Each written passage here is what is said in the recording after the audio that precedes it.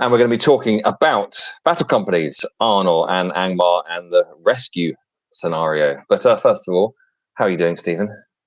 I'm doing very well.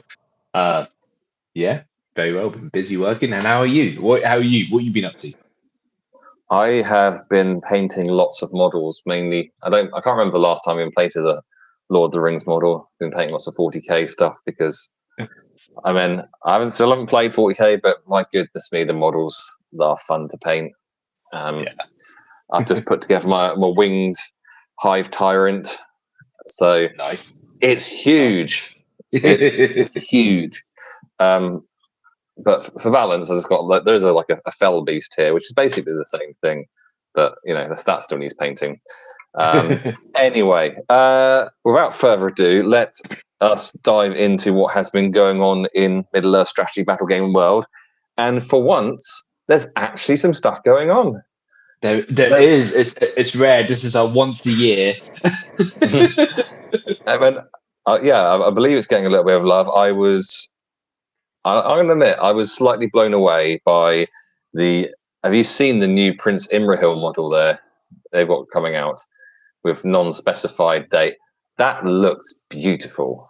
I mean, that looks like a really, really awesome model, and it gives me some hope that there's going to be some new Lord of the Rings stuff coming, because it feels weird that they would do just Prince Imrahil if they're not going to then do some more stuff that's Dol Amroth based. Some new Swan Knights or Man at Arms of Dol Amroth or Clansmen of Lamadon, all the ones you hated when I ran my Dol Amroth company a few months back. A really painful company to play against. It was. They were filth. I pretty much decimated you. It wasn't very much fun for you, I don't think. Sorry about that. But, they were strong. It's all part of it. It's all part of it. I think one thing you find with this game is over time is you start finding the battle companies that balance against each other. When you play a game, you can have a balanced game against each. I don't think I would take Isengard against Dol Amroth ever again. But is there, is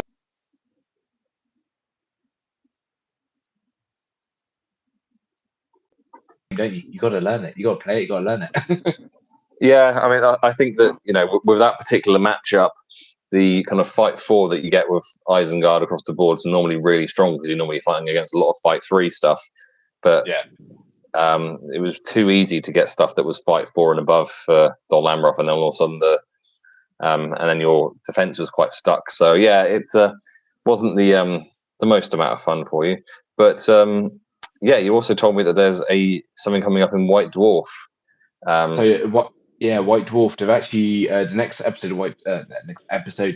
issue of White Dwarf is they've dedicated 30 pages or 30 some pages, they say in the article, to Middle Earth battle strategy. So obviously with the new game that's come out, they're gonna have a battle report in it, and hopefully tease some more models. Is the idea? Well, I'd like to think so, but yeah, it's good. So yes, definitely Rohan Riders coming, which was felt like an absolute definite thing that was going to happen, having made Rohan the front and center of the new game. But I'm interested to see if there's going to be anything else. I mean, like I said, there might be something Dol Amroth based.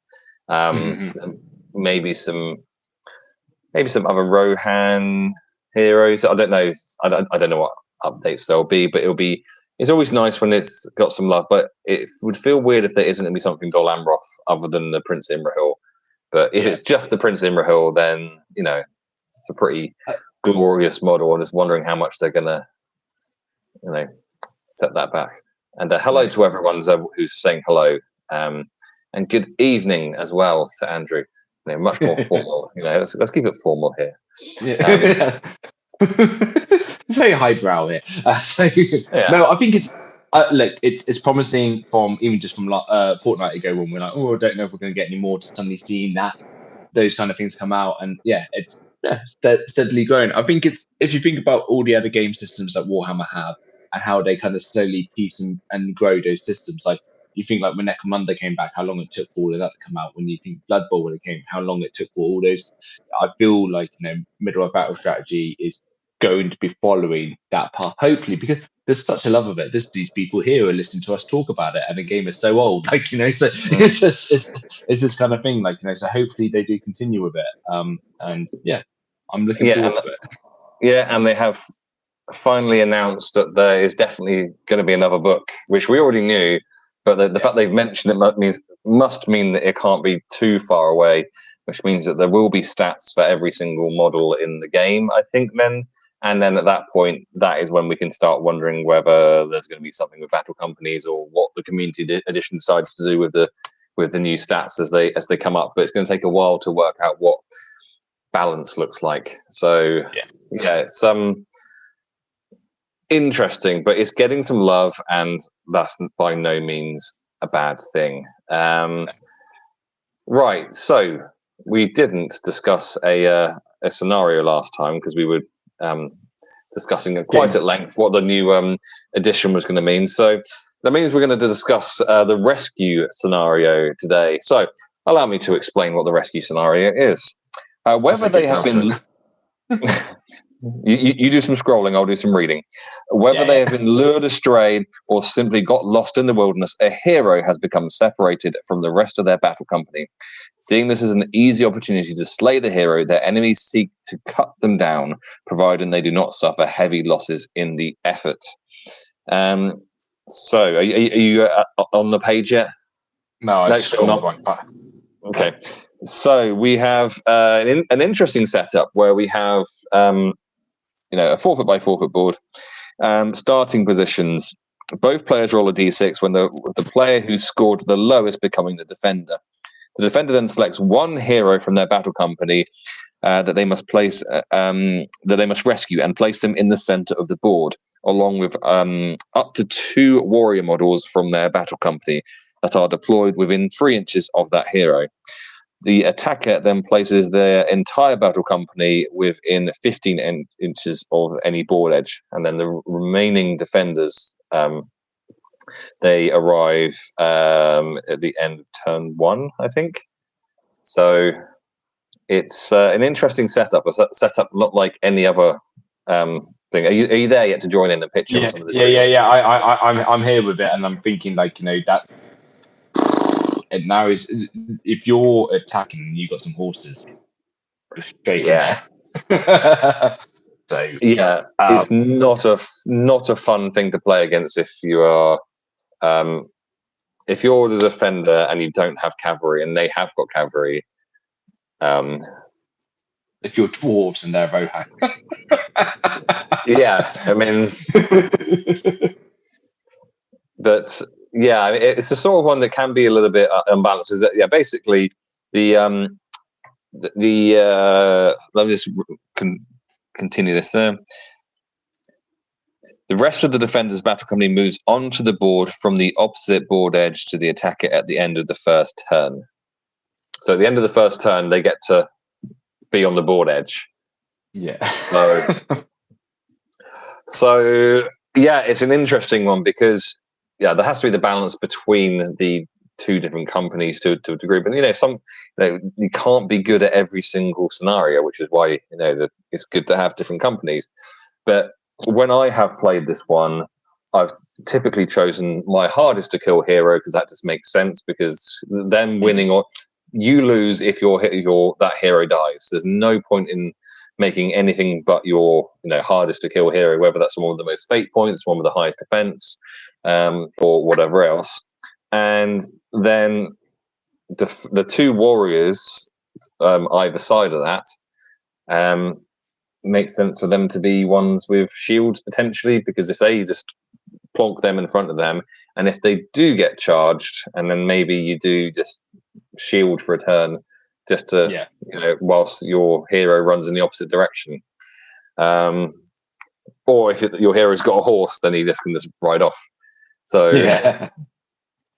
it's it's you don't want to make it too unfun to play against, but at the same time it's about winning. So I mean, well, the thing is, it says attacker victory is obviously if the defender's hero has been slain. Defender victory is if the attacker's battle company has been reduced to less than 50%.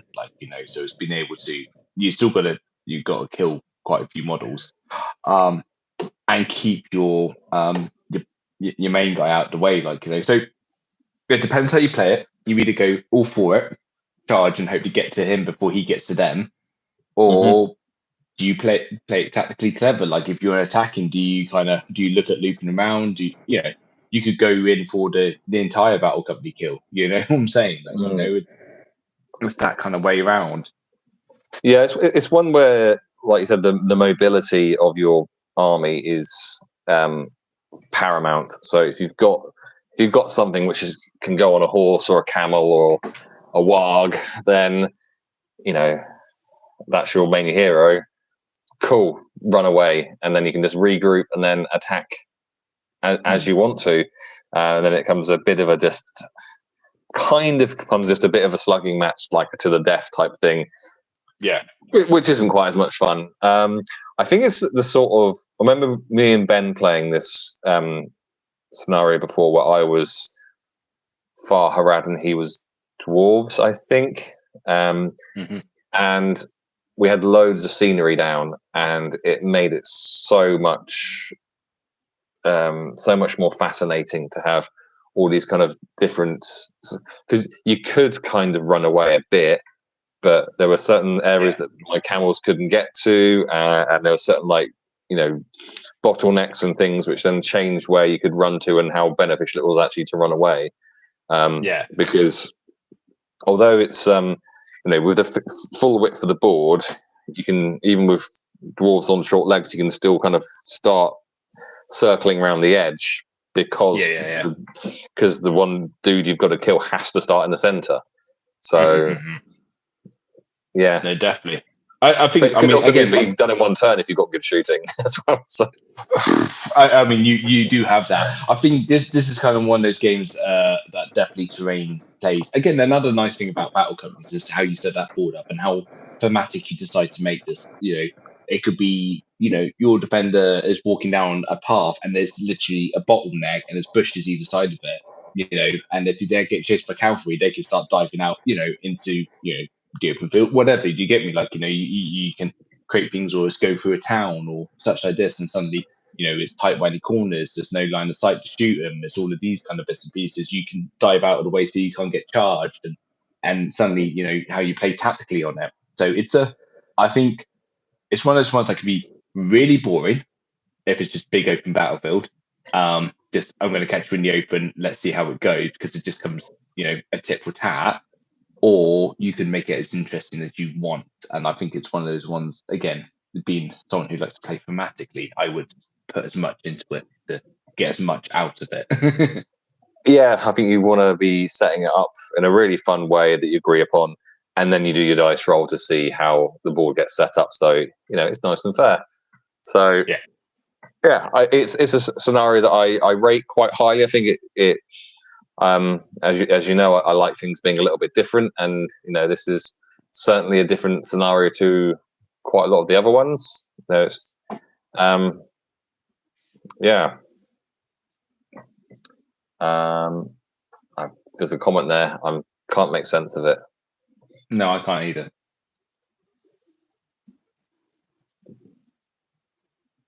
No, if you can clarify that comment, then I'll respond. But other than that, I don't know what you're talking about.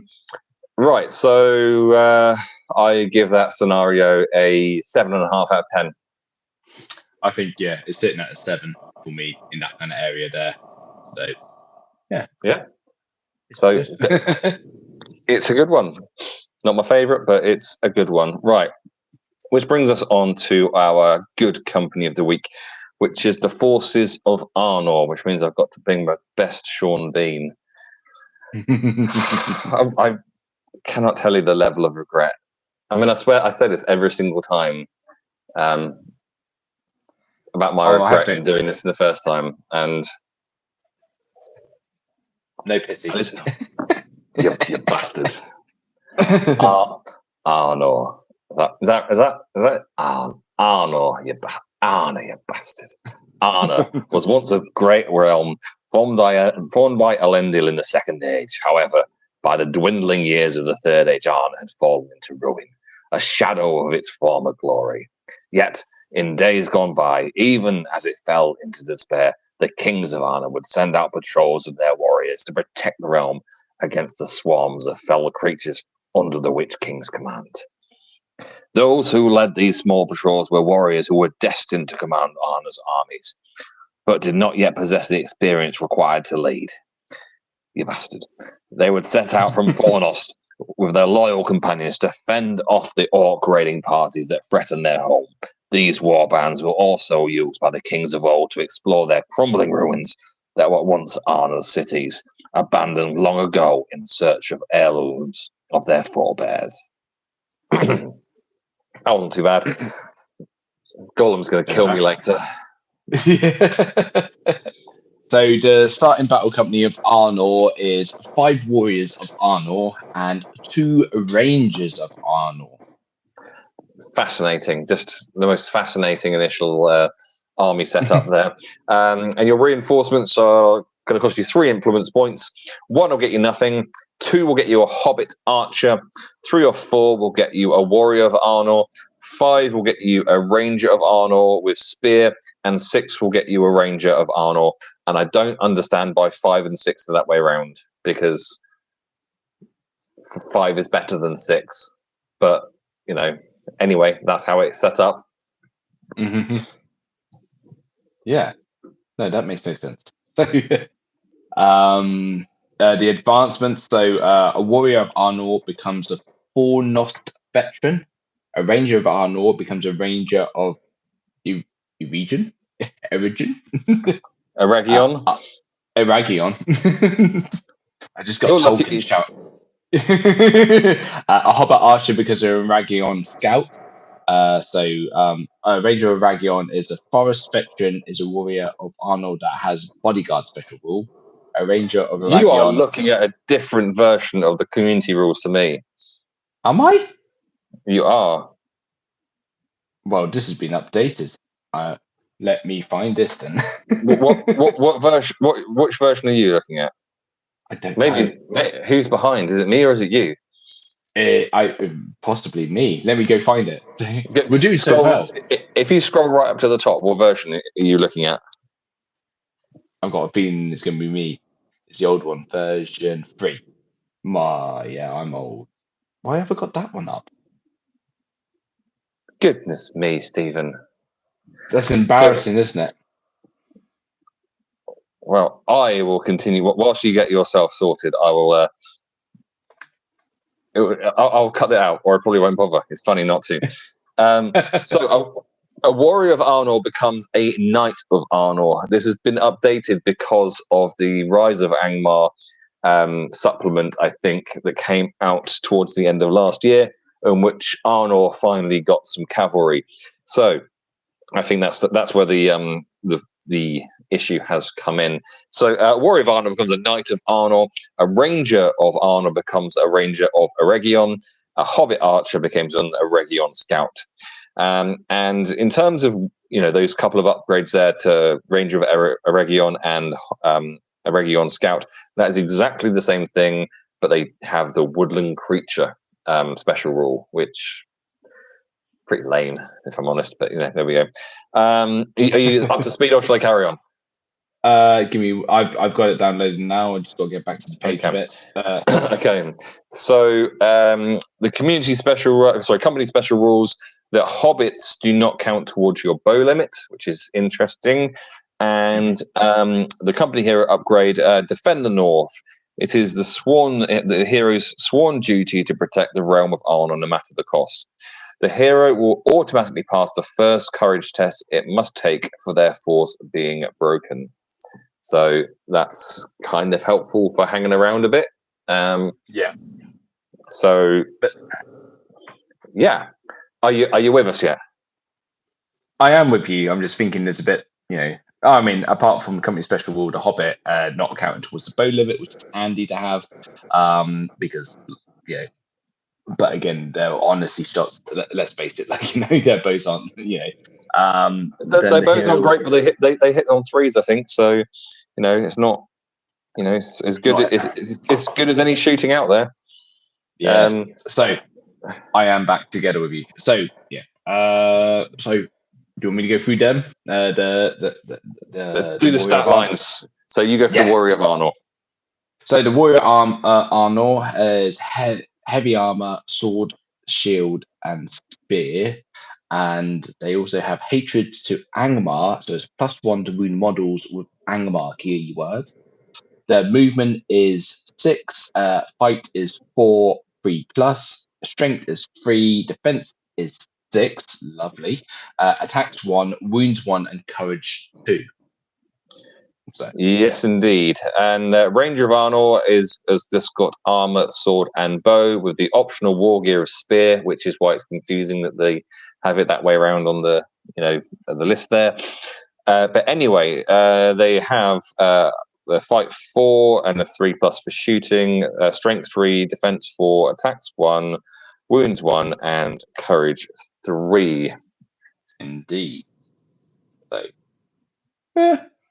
Hobbit Archer is a dagger and a short bow. They are resistant to magic, and they can also throw stones at an 8-inch range, strength 1.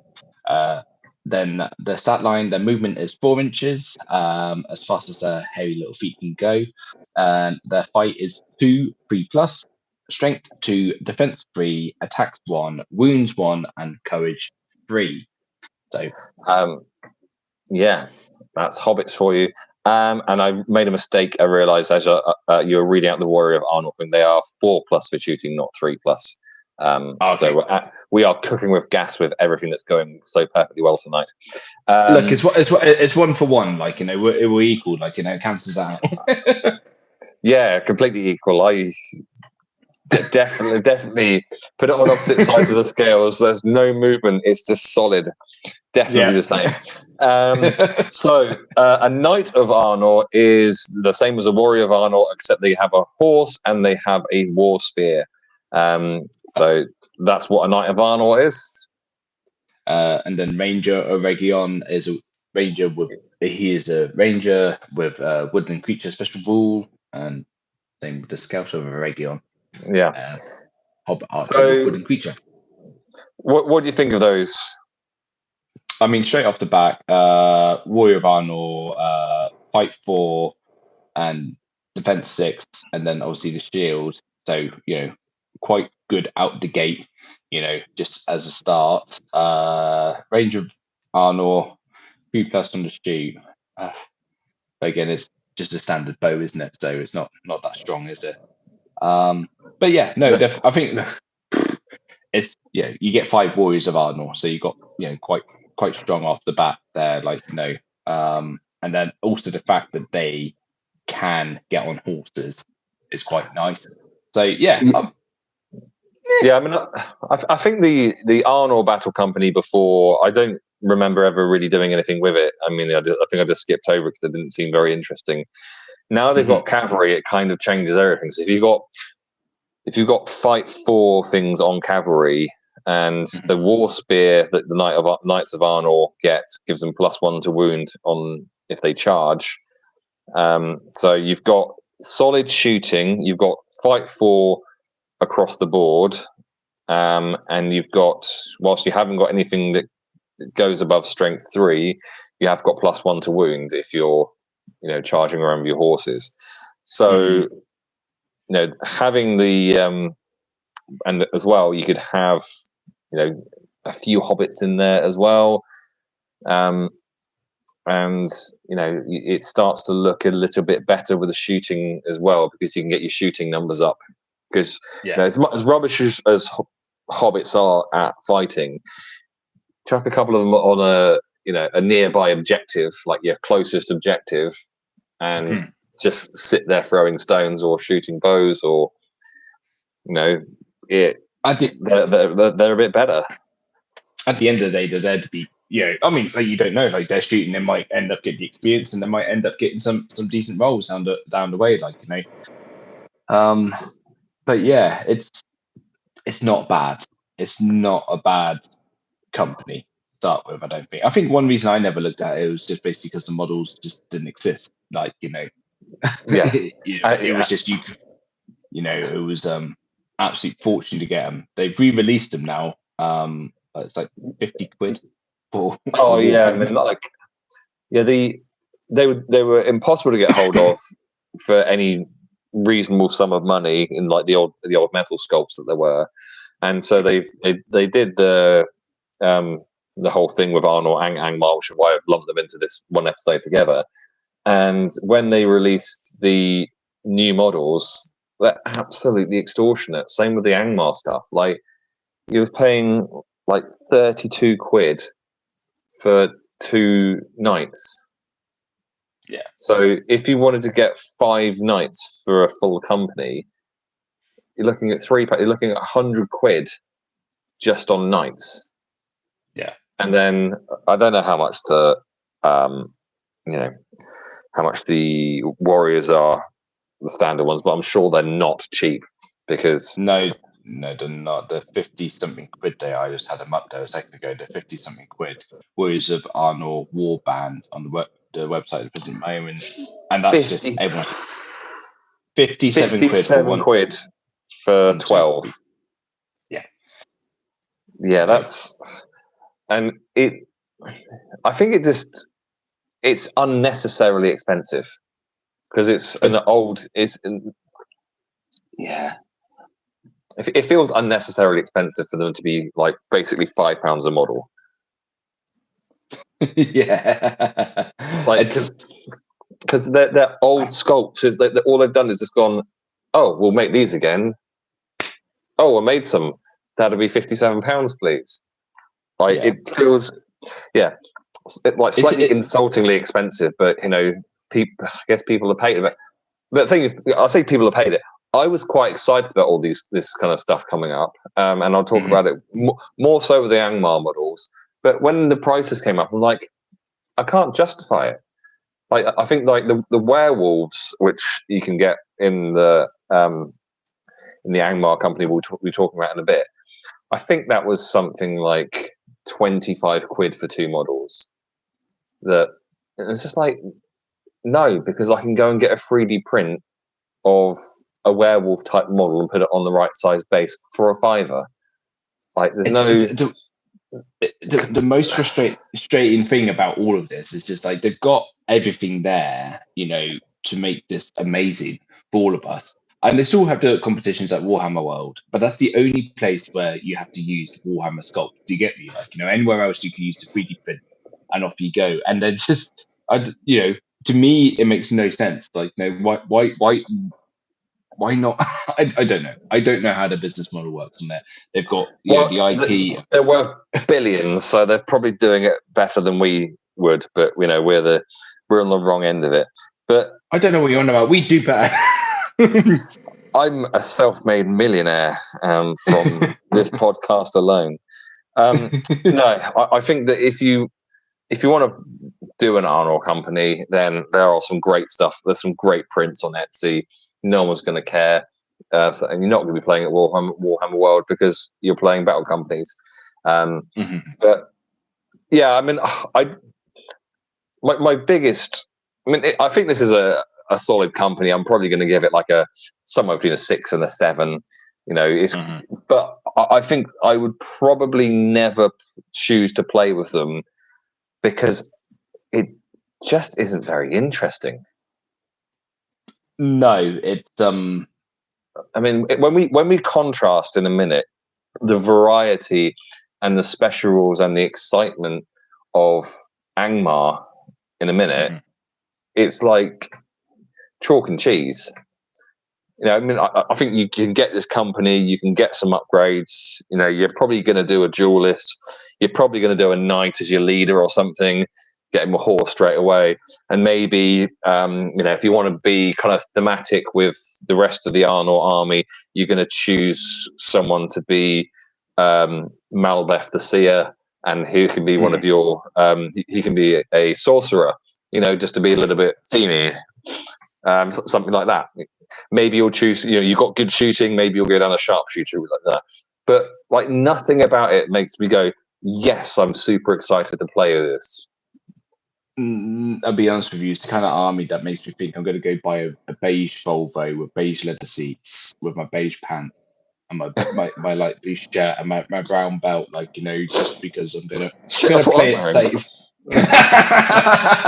It's no, you're right. It's to me, it's a beige company. It's like there's nothing wrong with it, and you can have some fun with it, but you're limited. There's not, there's no, it's not a bad beginner company. Let's be honest. Like, you haven't got lots of things to learn about it. You can get in there and you can play a few different varied kind of things. You get a few horses, and off you go. But it is, I mean, like, it's upsetting. Like, the company hero upgrade and the company special rules. They're limited. There's nothing, there's nothing special about it. Nothing goes like, oh. I think the company hero upgrade. It sounds. It's one of those upgrades that doesn't. You're not going to write home about it, but it's the sort of one that. Look, so let's say you manage to keep your heroes around and you manage to keep your warriors in range of your heroes. It means that if turn one, like first turn that's only broken, you get to use your heroes past their first thing automatically. So that's one turn of being broken, you definitely survive. If the same situation is happening in turn, like the next turn, that's when you'd have to take your courage test, and you can get through another turn of being broken. So it basically, it doesn't guarantee, but gives you a much better chance of your company hanging around one extra turn. And how many games have we had where it's like come down to like the wire with this sort of thing, and then someone's been broken, and all of a sudden 3 guys have run off, and that's when the turn ends. Whereas if it hadn't, so it's a very baked potato sandwich beige level of it is like hero upgrade. But it's just as much it can work against you. Oh, it is, but it can also work against you. How many times has it been where it's like, if I fail my courage test now, you won't get to kill half my army. I'm still going to get a draw or a win, by running up. Yeah. So it's one of them, isn't it? So, but no, it's yeah. I probably would never look at this again. I think it's a slightly more interesting version of Minas Tirith because you've got hobbits, and yes. Yeah. Someone says this is them flirting with each other. Is it? Is it? You haven't seen us flirt with each other. Oh, do you want us to? You don't want to. That's a different podcast. Entirely different podcast. It's on my OnlyFans.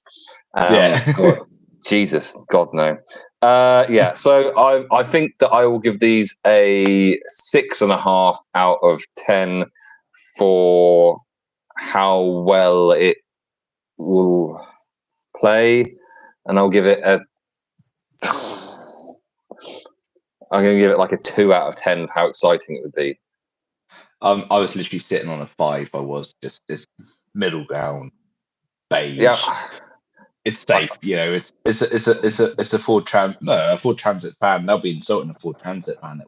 It's like a Vauxhall Corsa, like in a car. It's. No, I'm not going to say that. It's anniversary sex with your wife of 25 years. It's not very exciting, but you're gonna try and do your best to enjoy it. Yeah, because it's gonna get the job done. It's gonna get the job done. It's not gonna be the most exciting thing in the world. You're probably gonna be thinking of a different company.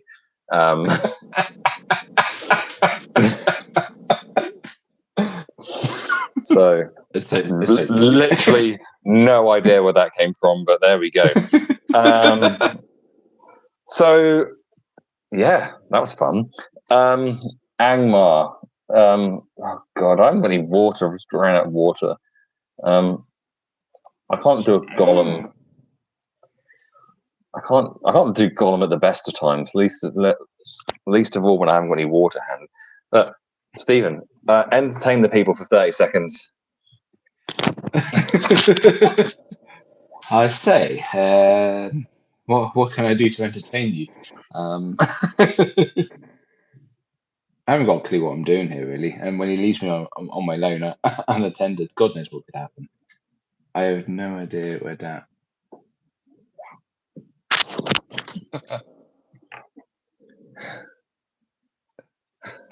I have no idea what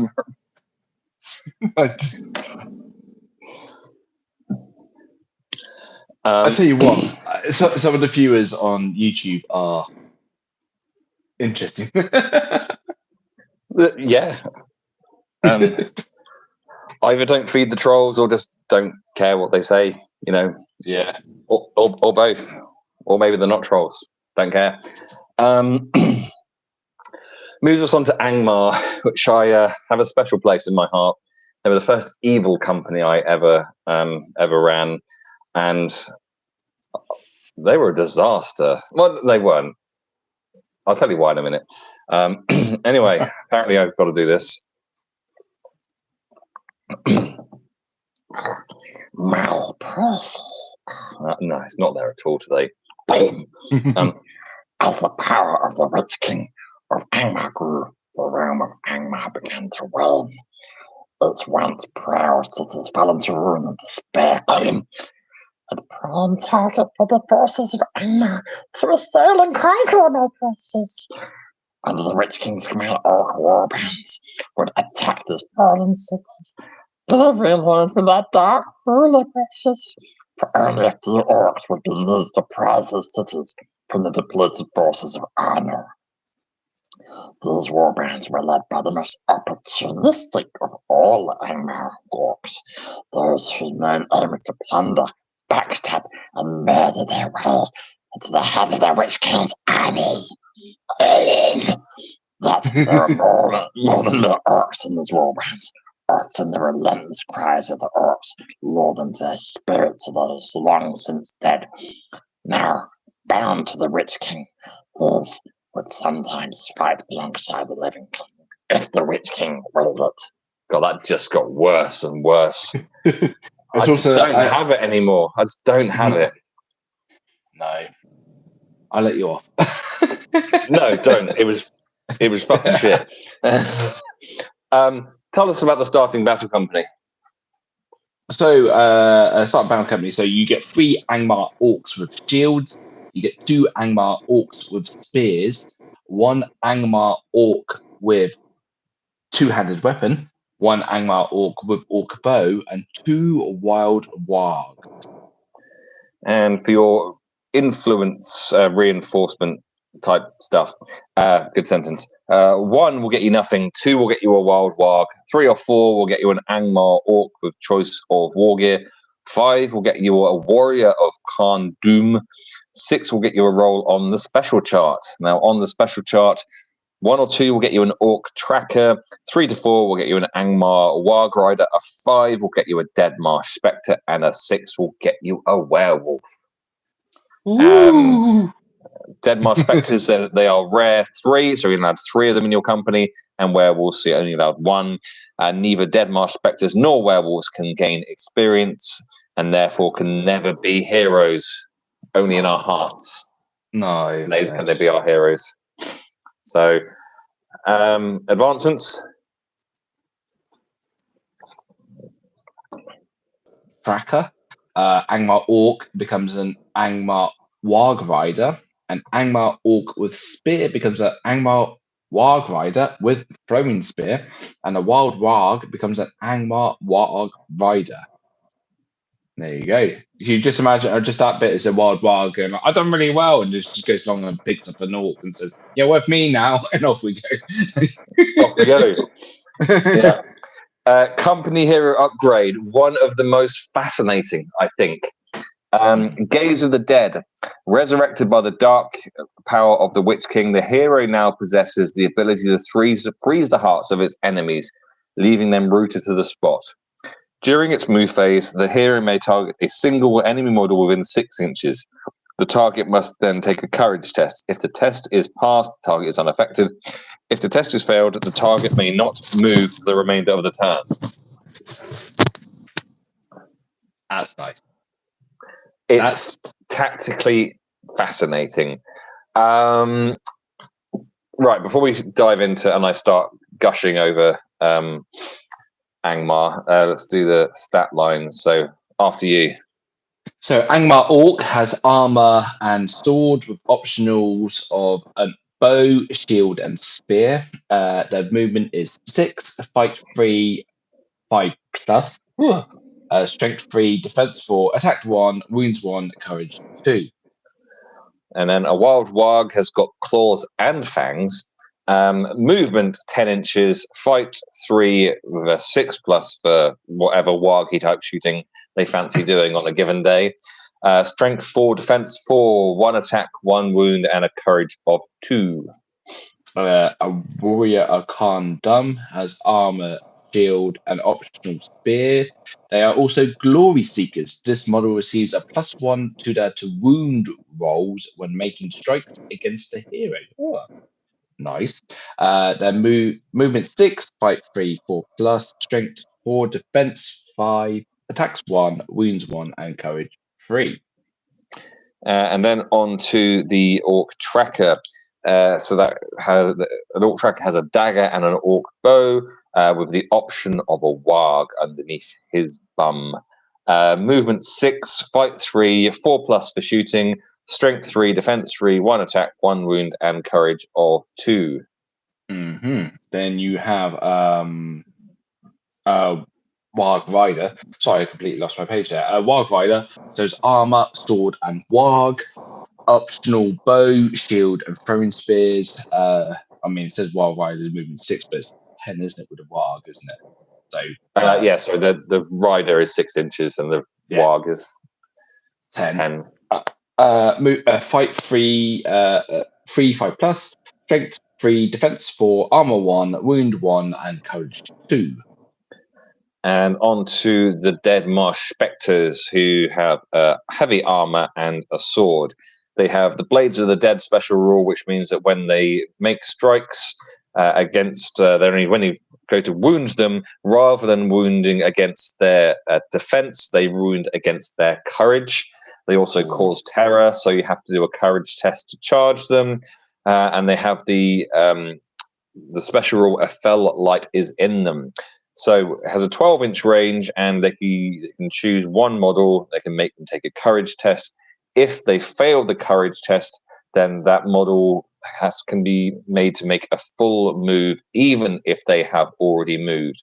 It can't make them do any like jump tests or leap tests or climb tests, and it can't make them go into combat, but it can move them anywhere else. So really cool. Dead Marsh Spectres, they got movement 6, they are fight 2, they are 5 plus for shooting, strength 3, defense 5, 1 attack, 1 wound, and a courage of 6. And finally, Stephen. Werewolves. The werewolves have claws and teeth. They terror, fell sight, and they also have a fell charge active. When a werewolf charges an enemy infantry model, they gain the knock to the ground bonus as if they were cavalry. This bonus is lost if they are subsequently charged by an enemy cavalry model. So they get basically to knock people to the ground. Movement 10, fight 5. Ooh.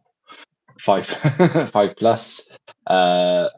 Strength 5, defense 5, attack 2, 2 wounds, and courage 5. So let's look at how long it took us to get through the profiles of them. Right, so you've got so many more options compared to the warriors of Arnor and ranger of Arnor, which might as well be twins. One's a bit better at one's a bit better at shooting and whatever. But let's be clear. To start off with, it's a bunch of orcs and a couple of wargs, but your advancements are so much more exciting. So much more exciting. And the thing is, you've got numbers to start with as well. So it's 5, 6, 7, 8, 9 in your starting battle company compared to it was 7, wasn't it? So you've already got numbers. So to me, having the numbers makes up for the weaker defenses and the average, the bang average fight values. But then yeah, like you said, the advancements alone, not even the reinforcements influence rolls, but the advancements alone, like Orc took Orc Tracker, Angmar Orc took Warg Rider, like, and suddenly, like, it's so quick, you'll have half your company in no time running around on Wargs, 10 inch travel, going everywhere, like, and it's just, and that doesn't even touch getting anywhere near these dead marsh specters, the werewolves, the company hero upgrade, like, how tactically sound this company is on so many different levels. Yeah, so I played this as my first ever evil company when I first started playing this a few years back, and I mean I loved it and it was enjoyable playing with it. However, I was playing against a couple of different companies, but across my whole time, I didn't once roll a single fight value upgrade. So no, not so I got up to 15 models, and all of them were a maximum of fight 3, because this was before there was werewolves or warriors of Kharndum or anything like that. There was lots of kind of juicy double-handed weapon dudes, and there was some cool stuff on the leader and things like that. But yeah, fight value just did not change. So, and fight value isn't the be all and end all everything, but when you get further down the line with battle companies and you've got a 3-attack hero up against another 3-attack hero, fight value becomes quite an important thing at that point. So yeah, I think that if you can get through the initial grindy bit of the fact that it's just some orcs and some wargs, then this is, I'm going to say it, this might be the most fun company there is. It's definitely one that rewards you for putting in the effort early doors. I bear in mind going early doors against any other company, it's not too bad, especially with numbers that you've got. Even like just do wild rat, like that straight away off the bat. Like you've got 10 inch movement with two. Yeah, they're not going to do much. You're just going to charge in and start tromping into things. But you manage to get a wild rag to go up to an Angmar wild rag, a Warg rider. Like straight away, like bang, bang, bang. You're gaining on it. Or even more exciting than that, you've got a wild warg to start with, so why not make it a hero? Put it on the path of the beast or the path of the stalker. Yes. There aren't that many companies that give you, wargs or spider or anything that you can use the beast hero paths on. So why not take advantage of it? Like, I was doing some working out earlier, and this is assuming that we're playing the previous edition, where there's still special strikes and stuff. So bear with me on this. So if you get a warrior of Kharndum, I'm saying Doom. I don't know if it's Doom. It's supposed to have an umlaut on it. It doesn't in this. Anyway, and they're strength 4 and they're +1 to wound heroes. So up against a hero, that's quite nice to start off with. Yeah. Because there's Angmar orcs with 2-handed weapons, that means you can give a warrior of Kharndum a 2-handed weapon. Which means you could give him a 2-handed axe, which would mean you can do a double-handed piercing strike. So that would be so that would, and up against a hero, you could be strength 5, with +1 to wound because of the hero, and +1 to wound because you're going double-handed. So it'd be strength 5 with +2 to wound. So we up against a defense 5 model, we'd be wounding on 2s. If he was obviously, you could only do all of that if he was a hero. But if he was a hero, then he could get up to strength 5. Then his piercing strike would be strength 6 with +2 to wound. Bloody hell! So that means you'd be wounding defense 6 on 2s, or defense 4. It would be an auto wound on a defense 4 hero. I mean, I realize this is like very kind of like hypothetical, but that's the sort of thing that's just fun. It's like, oh yeah, like you got him, get him in a fight with another couple of dudes, get some spear support going on, isolate a hero somewhere along the way, or maybe it's like this. If you're a bit later game, which this would have to be, then there are quite a lot of heroes in the making on the board. And all of a sudden, that guy that you thought was like, oh, he's going to be all right. Oh no, he's up against a guy who's got +2 to wound and strength 5. Like, oh no, he's now dead because he was just a dude with like a fate point. So yeah, I mean, it'd be the absolute ultimate glass cannon type thing. But yeah, I just love this company because the Dead Marsh Spectre thing. I mean, it's unlikely, I think, that you've come up against anything like this, but it's something which really alters how your opponent has to play against you. Because on one hand, you think, okay, well, I'll position myself there. Like, okay, cool, fair enough, put yourself there. And then the Dead Marsh Spectre goes, yeah, I can see you, and I'm just going to charge you out into the middle of nowhere, and we're just going to swarm you. And because the Dead Marsh Spectres, their fight value is 2. They're not there to be, to rip things to pieces. But you've got a Dead Marsh Spectre that can move people around at will. Not quite at will, but it's like a spell that you don't have to spend any will points to cast. You can just do it as many times as you want. Yeah. So you've got, if you get your positioning right, and you've got a situation where you've got a Dead Marsh Spectre that can move someone out, and then you've got a werewolf which is strength 5, defense 5, fight 5. Cool. That guy there, move him out. Cool. And now the werewolf, and now you thought you were safe from him because of your positioning, and now you're not because I've just done that to you. But it's even on the other way. Like, someone's coming in to attack you, and you put those specters around whatever it is you're defending. They can, suddenly this attack says 5 things coming in. They'll be able to push. If you had 2 of them, they'll be able to push 2 of them away. Suddenly, your counter against it. It's very tactically interesting. What's nice as well is that 12-inch range. So horses, nothing can get. It's that kind of balance, isn't it? Like, how far away that you've got them from you. You can always keep yourself out. So if you failed, they've still got to make another move to get into you, and you can still move them away. So it's still, there's a lot in there. It is interesting. It's like with that, and then like you got the Gaze of the Dead as well. And these, it's not just a fighting army. It's a thinking. Battle company. It's not a fighting battle company, just a fighting battle company. It's a thinking battle company as well. You have to think when you play against them.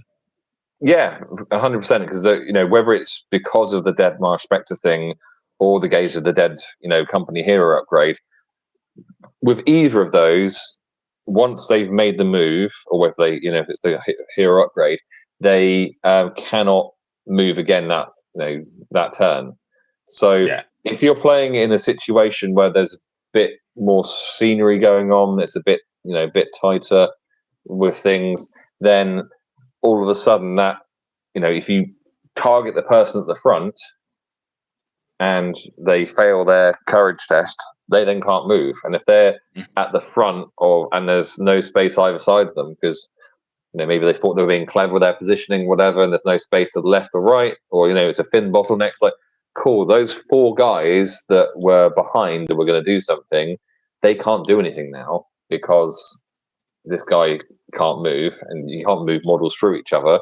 So yeah, that's you stuck there. So I'm now going to you can get you, if you're both racing to an objective, say, that can be the difference between who gets there first and who gets there second.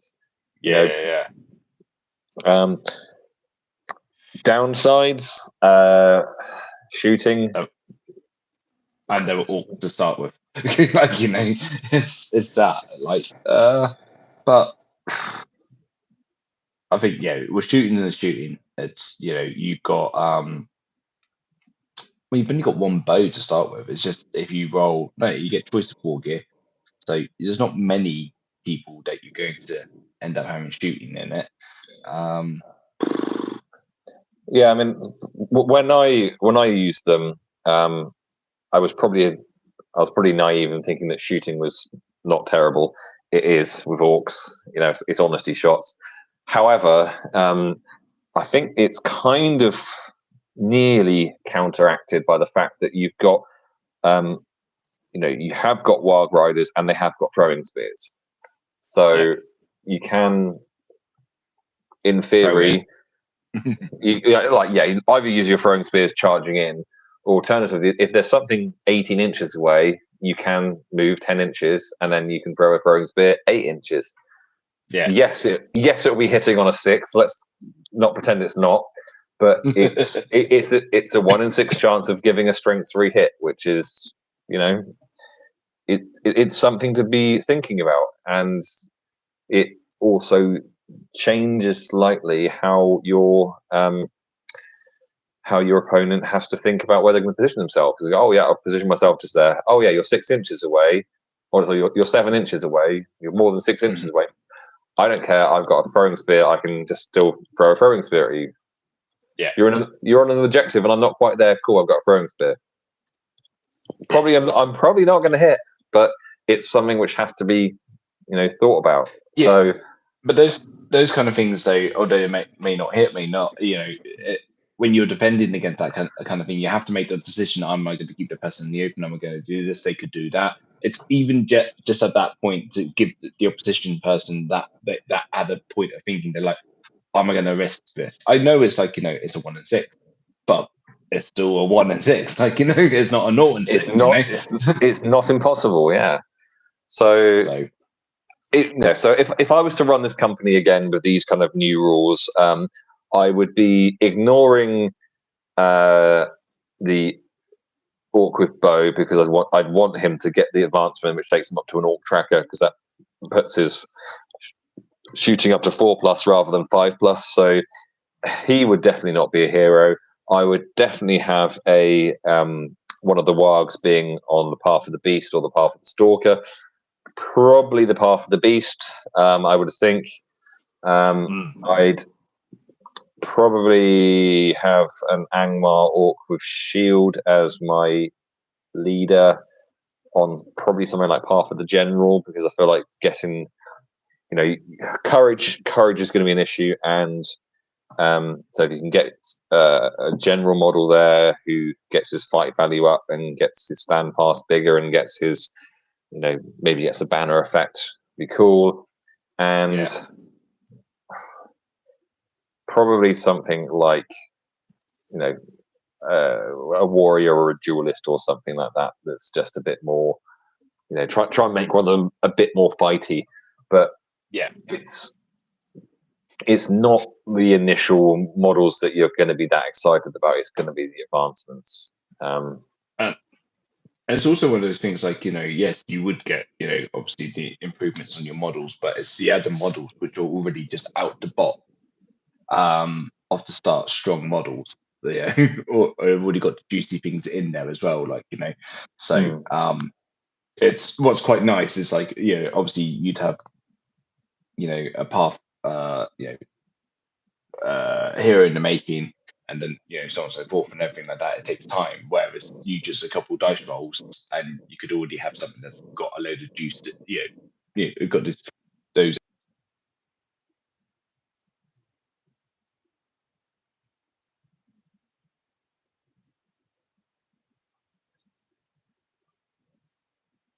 to get into it, who wants to increase their game and have a bit of fun, someone who can remember rules, so not me. I know, but it's but it's so yeah, it's definitely a juicy little company. It is.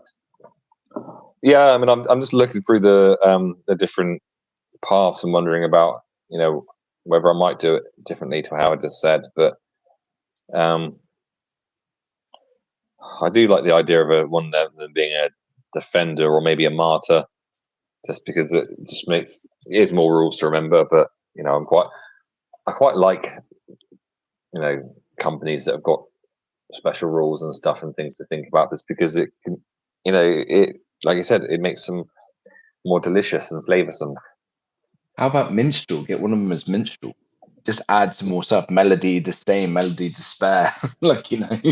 I mean, yeah. I mean, with the tweaks they made to the minstrel path, it's not a terrible option. I just wonder what an orc minstrel would sound like. Just fucking awful. I mean, I'm probably the sort of music I tend to listen to most of the time, So yeah, maybe.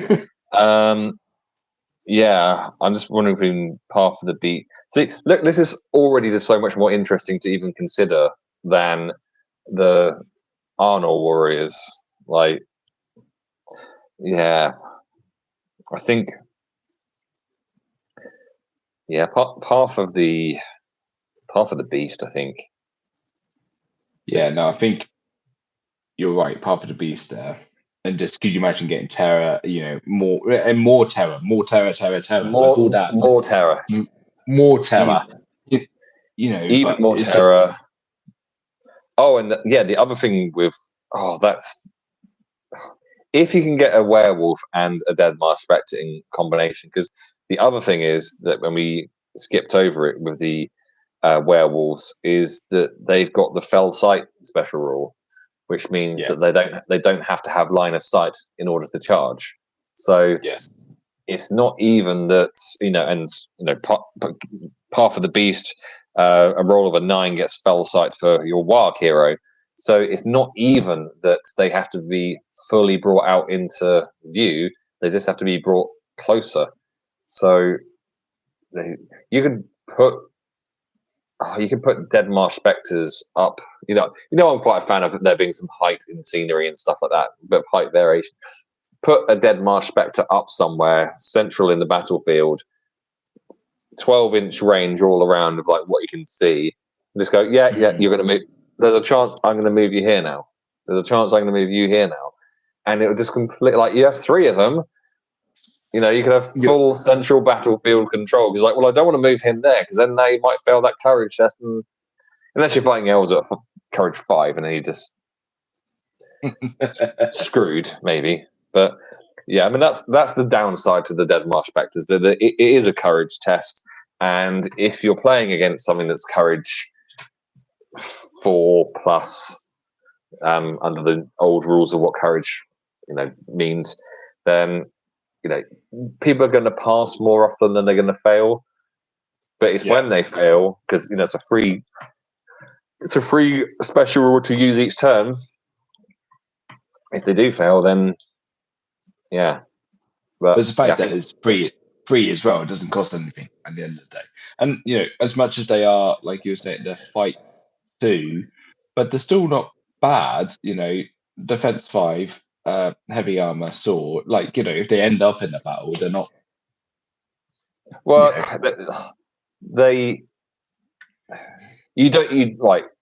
my experience of them is that you really don't want them getting anywhere near a fight because they will lose and then they will die. And you don't if you're putting them into a fight, then you want to be doing them as part of a block. You want them to be having a spear support and another model in there as well. So you've got 3. So you've got 3 attacks going into the fight. Better chance. You want to try and get your 3-on-1s, 2-on-1s going on.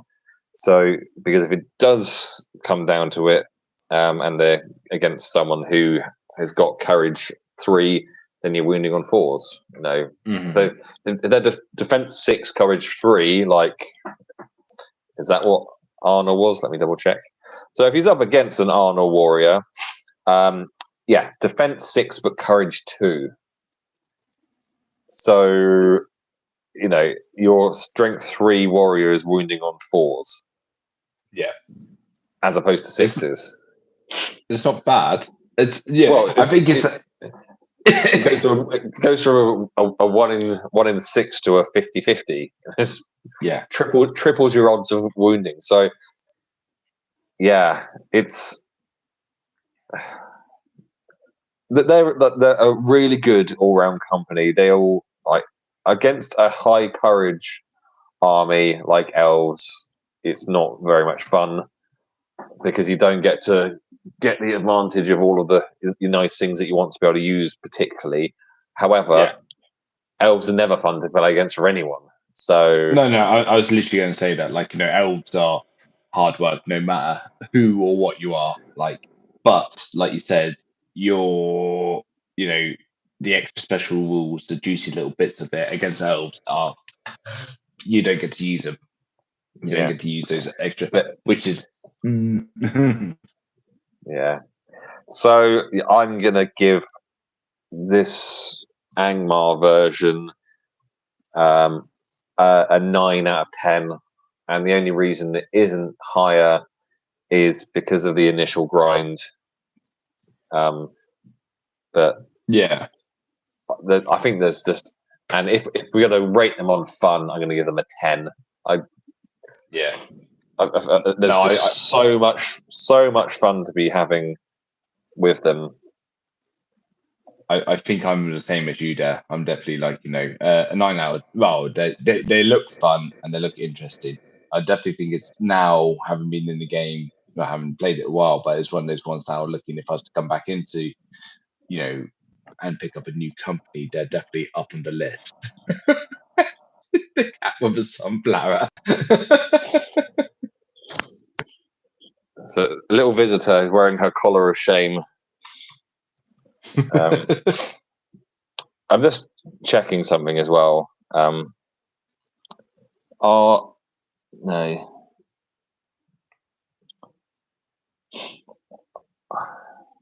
I don't know what the new rules are about who can, because I'm just looking at the type of unit that a werewolf is, and it's classed as a beast.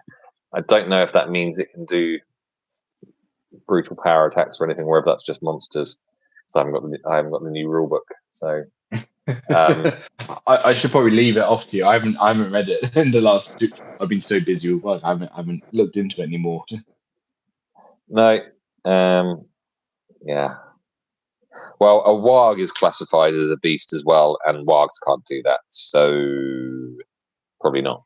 But yeah, anyway, that would be too much fun if that was something as well. It is making me want to play Angmar a lot, both in the full game and as a company. So yeah, you're not supposed to be up here, little duck. Sorry, just talking to my cat. Yeah. Anyway, so in summary, Arnor are solid, but yeah. If we're going to go down the car analogy route, then Arnor are a beige Volvo with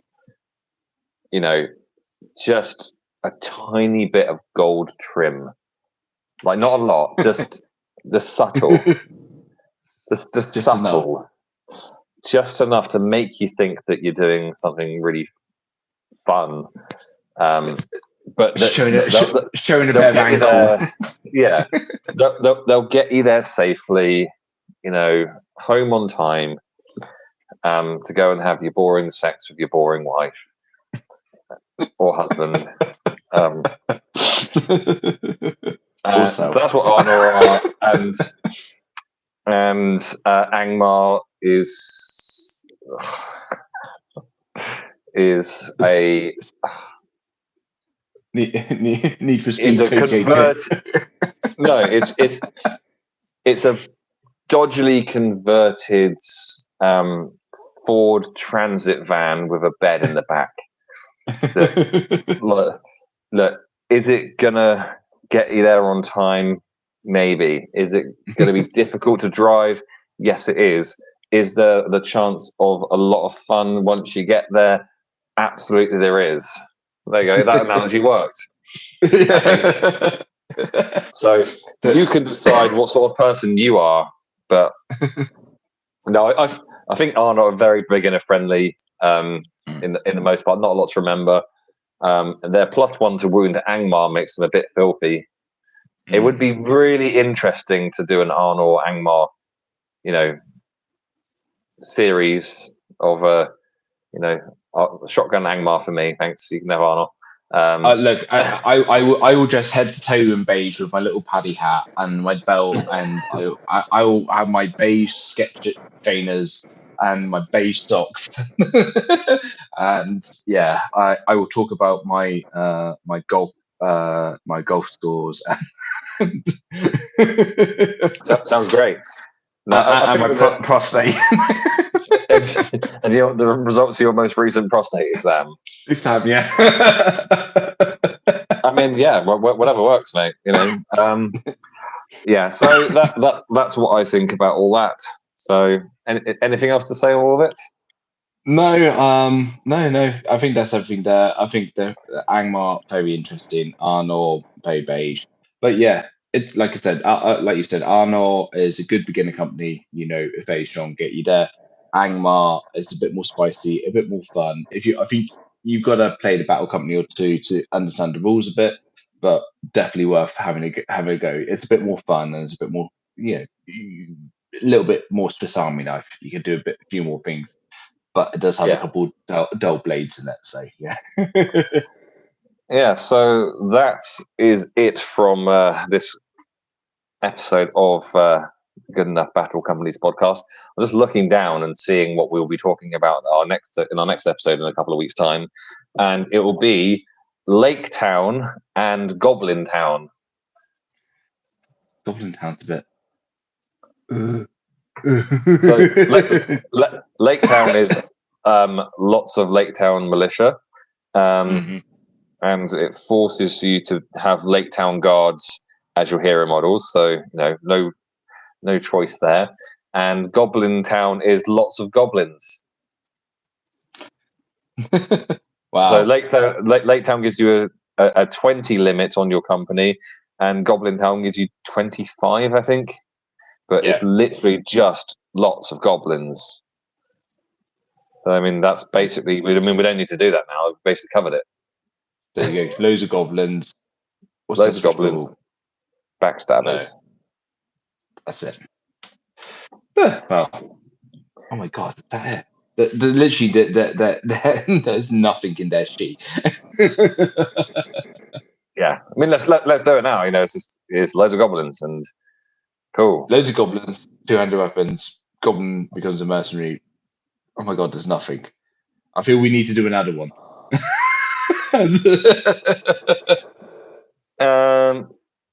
Maybe. Well, no. As well. I feel like we could speed through that in like 2 minutes. We'll do three. What's the other one after Lake Town? Because there are more good companies and evil companies. So I'll start at Lake Town. The Last Alliance. So that's again, that's a pretty short one. So yes, that's what we'll do. 3 companies next time. We will be doing Lake Town. We'll be doing the Last Alliance, and we will be doing Goblin Town. And there we go.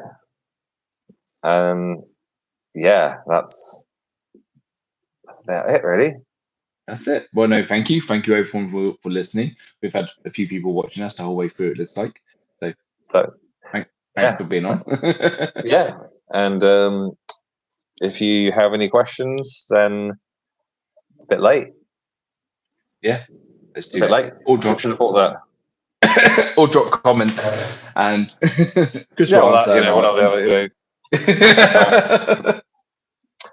All right. Well, thanks for joining us, and we'll catch you for another episode in 2 weeks' time. Perfect. Take care. Bye. Cheers. Bye.